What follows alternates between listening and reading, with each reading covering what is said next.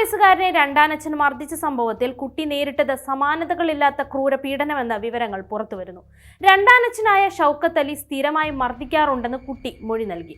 മുഖത്തിന്റെ ഒരു വശത്ത് തണുത്ത പാൽ കവർ വെച്ച ശേഷം മറുവശത്തെ കവിളിൽ ആഞ്ഞടിക്കും. കൂടാതെ കുട്ടിയുടെ കാലുകൾ വളച്ചൊടിച്ച് കഴുത്തോളം വലിച്ചു നീട്ടി കഴുത്ത് നിലത്തേക്ക് അമർത്തിപ്പിടിച്ചു.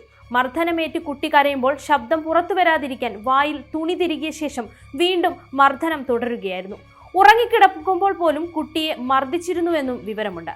നിലവിൽ ആശുപത്രിയിൽ പ്രവേശിപ്പിച്ചിരിക്കുകയാണ് കുട്ടിയെ. കുട്ടിയുടെ കണ്ണുകൾക്ക് താഴെയും കൈകളിലും മർദ്ദനമേറ്റതിൻ്റെതായ പച്ച നിറത്തിലുള്ള പാടുകളുണ്ട്.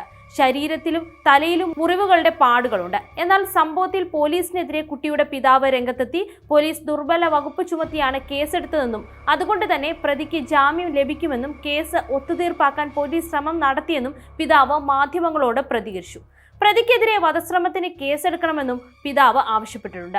സംഭവത്തിൽ ഹൈക്കോടതി നിർദ്ദേശപ്രകാരം ലീഗൽ സർവീസസ് അതോറിറ്റി അന്വേഷണം ആരംഭിച്ചു കഴിഞ്ഞു.